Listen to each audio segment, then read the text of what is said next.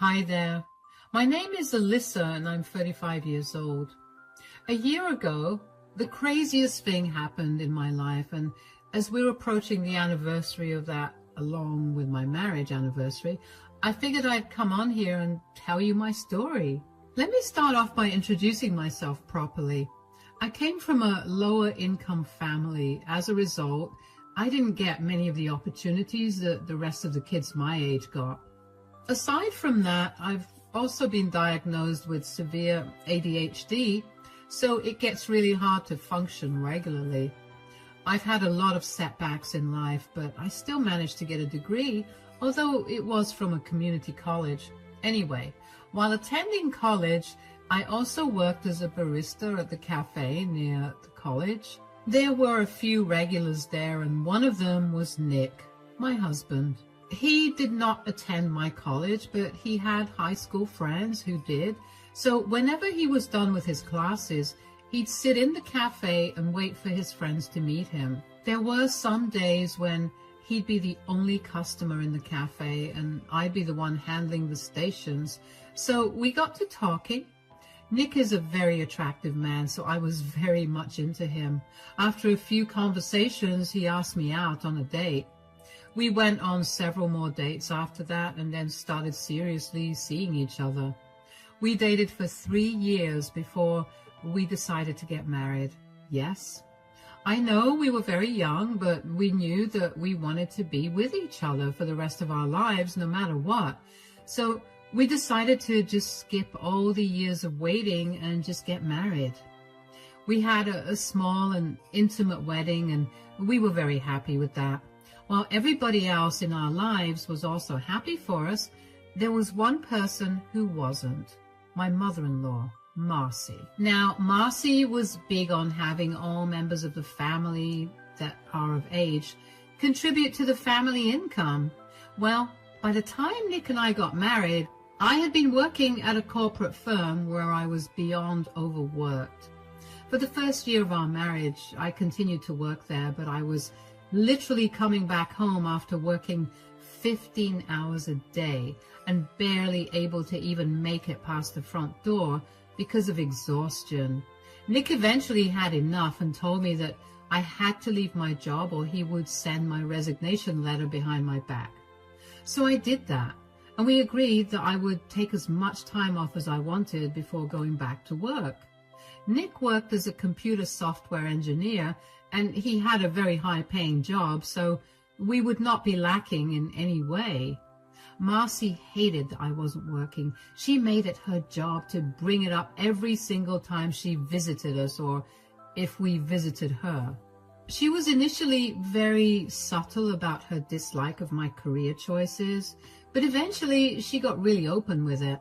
I would usually stop Nick before he said anything to Marcy because I did not want to cause any problems between them. I knew that Marcy was coming from a place of concern for Nick, and she probably wanted me to not get stuck being a traditional housewife, so I didn't want Nick to take things too seriously. One day, however, Nick and I had invited her over to dinner at our place. We often had spontaneous dinners with our families, and this is what that dinner was. I worked hard all day to make the food, and I made sure that the food would not be criticized by Marcy.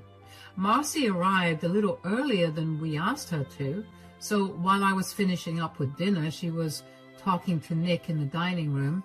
I could hear everything because the kitchen was adjacent to the dining room. "How's work been? You look exhausted." "I know, I am exhausted. We've been working on this huge project for one of our biggest clients, and the deadline is a little tight. I've been pulling way too much overtime, but I'll be done with the project in a few days." "Make sure you get enough rest then." "All right, dinner is served. I hope you like it, Marcy." "You better hope I do too. I mean, I expect the food to be good considering you don't do anything around the house." "What's that supposed to mean?" "You know, Alyssa isn't working right now, so she's been lounging around the house all day. She had only one job to do today, and that was to cook. If she can't even do that, then I think that you have to reconsider your relationship. What are you talking about? Who said anything about me lounging around the house? Oh, come on. There's so much dust around the house. If you kicked up the air conditioning in here, I'd be sneezing my lungs out. I get that you're very passionate about women working and contributing to the household, but you don't get to insult Alyssa for not doing that. Just because she isn't contributing financially to our house doesn't make her work any less valuable. What work does she do? Paint her nails and occasionally do laundry? That's just a glorified maid, Nick. I do a lot more than that. And I'm only not working right now because I overworked myself at my previous job and ended up having a mental breakdown. Stop belittling me and my work. This is my time to take a break. And Nick has been the biggest support of all. Of course you have some stupid excuse ready to justify your laziness. My son deserves better than some leech. He's just blinded by his love for you, so he doesn't see that he can very easily choose to not support you. You know what? That's enough, Mom. You've been far too disrespectful, and I do not like that. I want you to leave my house right now. I want nothing to do with you until you apologize to Alyssa for all the mean things you've said. Don't be so dramatic, Nick. There's no need to get so defensive and throw me out of your house. I mean it. Get out. I will not let you disrespect my wife like this. You're entitled to your opinions, but you are not allowed to impose them on someone else. And you're definitely not allowed to make them feel bad for not doing what you want. I can't believe you're choosing your leeching wife over your mother, but okay, I'll leave. I was beyond hurt that Marcy viewed me in that way. I couldn't understand why she hated the fact that I wasn't earning money. I mean, yeah, I felt bad about it too, but she hadn't seen me at my absolute worst because of how hard I'd overworked myself. I'd stretched myself out, so I think that it took me months to recover from the stress.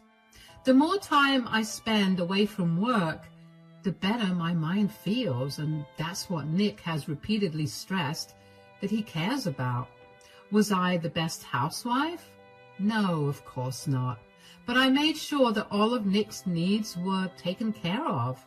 I cooked all of the meals and kept our spaces tidy, so even if they weren't very clean, there was no mess. I was really glad that Nick had stood up for me that day. I was too shocked by what Marcy had said to even stop Nick. But his standing up for me against his mother made me feel better about my decision to stick to being a housewife. After Marcy left that day, she left me a long message about how I had poisoned Nick's mind. I deleted her message and chose to ignore it. I knew that Nick supported me regardless of what I did, and that's all that mattered to me. Nick, on the other hand, was beyond furious at his mother. All the times that I stopped him from standing up for me bubbled up and exploded. He could not bring himself to think of his mother without getting really upset at how she'd treated me. He refused to talk to her, and initially I respected that. But then we hit the 1-year mark since we spoke to Marcy, and I began to get worried. I mean, I agreed that Marcy did disrespect me, but I didn't think Nick needed to have no contact with her for so long either. I tried to talk to Nick about it, and he told me that he'd given his mother a condition to fulfill if she wanted him to talk to her. He wanted her to apologize to me. I didn't think that would happen because if there's one thing you should know about Marcy, it's that she is very stubborn. 2 more years passed just like that. I kept trying to get Nick to contact Marcy again, but he wouldn't listen to me. Aside from that, I also began focusing on my career again, not because of what Marcy had said, but because I began to feel the need to do something better with my time. So I picked up an old hobby of mine, writing, and decided to see if I could earn anything through that. Turns out freelance writing paid me pretty well. So I tried to find various other content writing jobs over the 2 years. One particular day, I'd gotten a call from Marcy. I'm not joking, but I almost dropped my phone when I saw her caller ID. I couldn't fathom why she was calling me, but I hoped that it wasn't about any bad news. I hesitantly picked up the call. Hello? Hi, Alyssa, it's Marcy. Oh, hi Marcy, how are you? It's been a while since we last spoke. Is everything all right? Yeah, everything's good and I'm doing all right. I wanted to talk to you about something. Oh, what is it? Well, we haven't spoken in years and I've been thinking about what got us here. I then realized that I owe you an apology. Really? That is not where I saw this conversation going. I know this must be really shocking to you, but I realized I was being too narrow-minded and the last thing I wanted to do was lose my son. You were right. I should be happy that my son's happy. What happens between you two is none of my business. I overstepped by a lot, and I was too stubborn to apologize. I should have been more empathetic and kind to you. At least that way, I wouldn't have lost so many years of contact with my son. Oh, it's okay, Marcy. You don't have to apologize. It's all water under the bridge now. No, I have to apologize properly. I'm really sorry for what I said to you that day. I was just worried about my son's future and I was being too harsh on you. I shouldn't have done that. Nick is a grown man capable of making his own decisions, and I should have respected that. If he chose you to be by his side for the rest of his life, I can't say anything against that. I only said all that because, well, you know me. I have to constantly say what's on my mind, and I hate when I know I'm right but nobody listens to me. Yeah, I guess it's okay. I appreciate that you're apologizing now. It was just weighing a little too heavily on my conscience. Anyway, what have you been up to these days? Well, actually, I've been working as a freelance writer, and I'm planning to get a job as a content writer soon. Oh, is that so? Well, I suppose that's better than just being a housewife, isn't it? Writing isn't exactly a stable career, but to each their own, I guess. Yeah, I guess. And how's Nick doing? I hope he's still not mad at me. I mean, I thought I was stubborn, but wow, he really never called me after that day. Nick's doing good. He's been really busy with work lately. He's still upset about all the things you said. I've been trying to get him to talk to you since that day, but well, he refuses to because you were way too mean. Could you ask him to give me a call sometime? I'd really like to catch up with him. I'm not sure if he wants to talk to you. Well, you can at least tell him I called, right? I'll try, Marcy, but I'm not sure if he wants to talk to you. Like I said, I've been trying, but he won't budge. Oh, don't be silly. He'll definitely want to talk to me now that I've apologized to you. Just let him know that I did. That kid is too stubborn for his own good. Anyway, I should get going. Take care, Alyssa. You too, Marcy. Bye. I was flabbergasted, to say the least. I remember after that phone call, I stared at my phone for a solid minute because I couldn't believe that Marcy had actually called me to apologize. I immediately called Nick after the phone call with Marcy and told him about what had happened. He sounded just as shocked as I was that his mother had given in and apologized. I then asked him to give her a call because she had specifically asked for him. Nick said that he would, and I finally felt like a weight had been lifted off my shoulders. It felt so weird being the reason for ruining the relationship between Nick and Marcy, and I really wanted their issues to be resolved. So when, in a week, they were back to being on good terms, I felt great. But it quickly became apparent that Marcy's apology was not a genuine one. I mean, for the first 2 months or so, she was really nice to me. She never brought up my career, not even subtly or as a joke. But then she started to bring it up slowly, and she made sure to do so when Nick wasn't around to hear her. I didn't say much to her, and I guess she took that as a cue to be bolder with her words. I would let her ramble on about her opinions of me, but I kept Nick out of it. I didn't want to be the reason for them not talking again. At some point, Nick figured out that his mother had gone back to her old ways, and I had to beg him to let it go. I had managed to land a good job where I earned a decent amount of money, so all of Marcy's words meant nothing to me. She refused to listen to me when I tried to correct her, so her words were only coming from a place of ignorance. Nick still was not okay with his mother's behavior, so we distanced ourselves from her.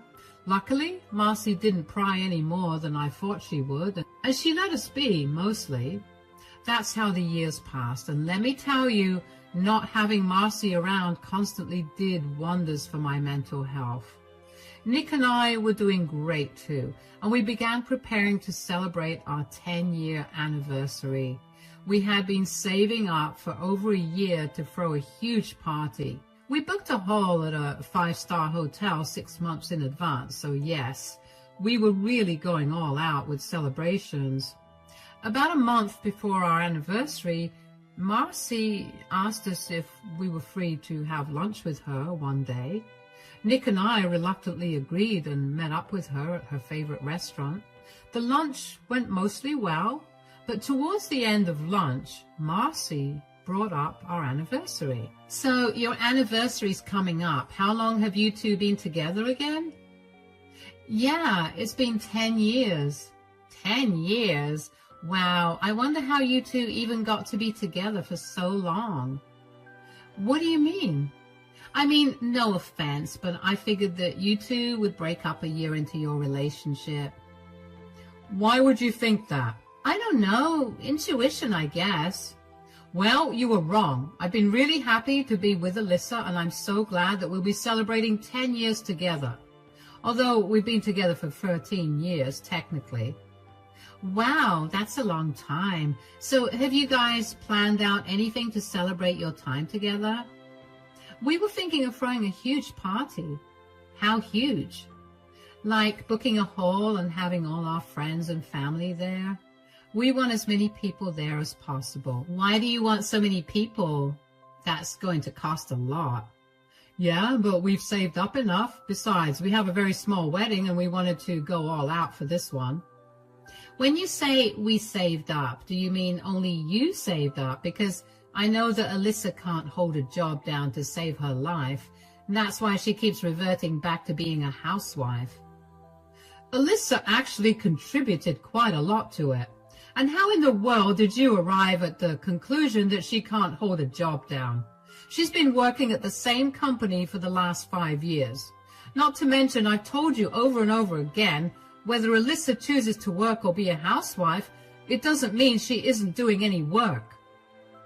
Please, we all know she's barely making anything. Everything she earns goes into funding herself and her extravagant hangouts with her friends. And I know for a fact that she doesn't do anything at home. I've come over unannounced a lot of times, and every time I get to see how filthy the house is. Okay, well, I don't see how my income or my work around the house is of any importance to our anniversary celebration. Can we just drop the topic? Of course, you want to drop the topic. You know I'm hitting close to home and you can't stand it. No, I just don't think that's necessary to discuss when we're talking about how happy Nick and I are to be celebrating 10 years together. I know you don't like my life choices, but you should be happy that I've kept Nick happy for so long. Kept Nick happy? You've worked my son to the bone. You do nothing but take all his money so you can dilly-dally and not take over any of the responsibilities. That's enough, Mom. Drop it, or you will not be invited to the party. Whatever. You'll soon realize how right I was about Alyssa being a leech. And when you come crying to me, don't expect me to comfort you. He won't be doing that. Anyway, I have to leave for work right now. Bye. I'll leave too. We'll take care of the bill. Bye, Mom. I don't know why I expected any better from Marcy. Of course she still thought of me as some parasite, even though I was earning more than she was. Nick and I disregarded that lunch with Marcy and chose to focus on planning our grand celebration of our love. We invited all of our family and friends, and while all of them RSVP'd yes, only one person took a long while to respond. That was Nick's grandmother and Marcy's mother, Denise. Denise and I had a great relationship. We got along really well, and Nick was her favorite grandchild. However, over the last few years, her health had deteriorated significantly, so she was not sure if she'd be able to make it to our party. We didn't mind, and we figured we could meet her earlier in the day to celebrate with her. So imagine our surprise when we saw her there at the party too. Denise had arrived with Marcy, but she'd stayed behind a little so she could surprise us. Marcy had greeted us first. "Happy anniversary, you two. This place is gorgeous." "Thanks a lot, Mom. Of course this place is gorgeous." Alyssa planned the whole thing, and you can't expect anything less from her when it comes to these things. "You sure did pick a good one, darling." "Grandma, you came." "I know I'm old and all that, but I'm not missing out on any of my grandson's milestones. Happy anniversary to both of you." "Thank you so much, Denise, both for the wishes and for coming here today." "This party seems a little dull, don't you think?" "What do you mean?" "I think we need to make a toast to the lovely couple." "That won't be necessary, Mom." "Oh, that's nonsense. There's the mic." "Marcy, please, we're not making toasts. Consider this a gift to you two from my side." "Everyone, if I could have your attention, please, I'd like to make a toast to the couple, my son Nick and my daughter-in-law, Alyssa. Thank you all for being here tonight to celebrate their 10th anniversary. It's truly a milestone, isn't it? Now, I just want to say that 10 years seems like a breeze when all you do is mooch off your husband. But somehow, Alyssa, you've managed to make it look effortless. I know you must all be thinking that Alyssa's a working woman right now, but let me tell you, she barely makes minimum wage. Everything she earns goes into her own pleasure, while my poor son has to take the brunt of all the financial responsibilities." "Marcy, that's enough. I mean, really, what have you ever contributed to this marriage besides your laziness and incompetence? Shutting me up right now is of no use. I did my best to try and accept you, but every time I see you not lift a finger while my son works like a dog, my blood boils with rage, and my poor darling son. He's so blinded by his love for Alyssa that he refuses to see the truth." "Excuse me, everyone. I'm sorry to interrupt, but I cannot bear to listen to any more of Marcy's ramblings. Please do not take anything that she said seriously. She's just desperate for attention and is willing to do anything to get it." "Mom, what are you doing?" "I'm just speaking the truth, dear. Since you wanted to speak your mind about Alyssa, I figured I could speak my mind about you. You see, everyone, even if Alyssa were just a housewife or someone who barely earns minimum wage, at least she didn't steal money from her own mother, thinking she wouldn't notice." "What?" "Wait, the money that you had been saving up for your expensive surgery?" "I'm afraid so. Turns out our super feminist Wonder Woman over here lost her job 2 months ago and hasn't been able to get back on her feet. She came to me a few days ago begging me to help her out. I distinctly remember saying no. Marcy cried like a baby, but then she got herself together and asked me if she could cook me dinner. A few bites into dinner, I started to feel groggy. I ended up falling asleep pretty quickly. The next day, when I went into my safe, all the money that I had saved up for my important life-saving surgery was gone." "Mom, how could you say that? That's a lie. You have no proof." "I have plenty of proof. My safe had a hidden camera in it, and it caught you red-handed." "That is not true."